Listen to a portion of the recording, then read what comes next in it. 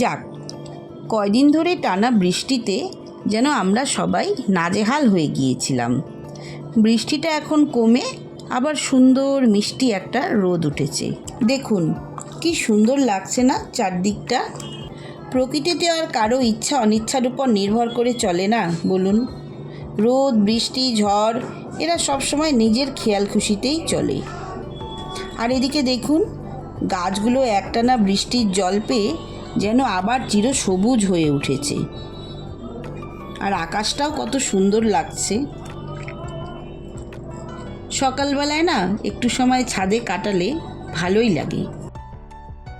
ছাদের কাজ শেষ করে নিচে এসে দেখি আমার ছোট মেয়ে বিড়ালকে বিস্কুট খাওয়াচ্ছে।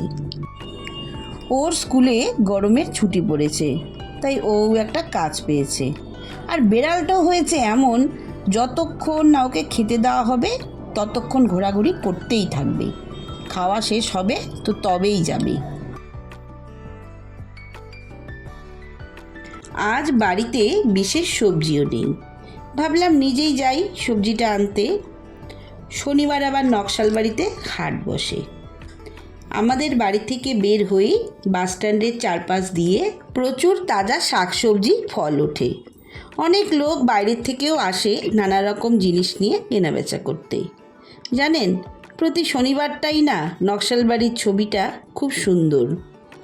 এই যে দেখুন, ইনি এসেছেন সবজি বেচতে। এরকম অনেকেই আসেন নানা জিনিস নিয়ে, যাতে দিন শেষে সব মালপত্র বিক্রি করে দুটো অর্থ নিয়ে ঘরে ফিরতে পারেন। আর এর নামই হয়তো জীবন সংগ্রাম। বেলা যত বাড়তে থাকে হাটটাও তত জমতে থাকে। যদিও এটা সকালের ছবি, এখনও ভিড় সেরকম জমে ওঠেনি। এই যে দেখুন, প্রত্যেক দোকানদার কেমন দোকান সাজিয়ে বসেছে।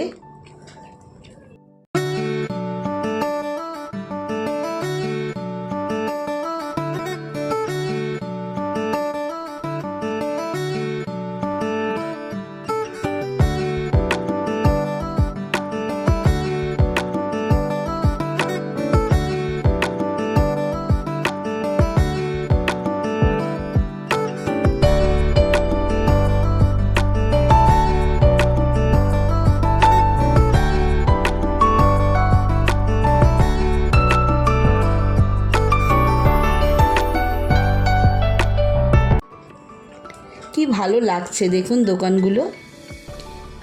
আমিও কিছু সবজি নিলাম, কিন্তু দেখুন শুধু সবজি কিনলে তো হবে না, সেটাকে কেটে ধুয়ে রান্না করলে তবেই তো সেটা খাওয়ার উপযুক্ত হবে, তাই না বলুন?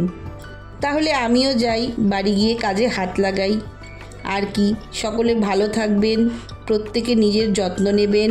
তাহলে দেখা হচ্ছে পরবর্তী ভিডিওতে।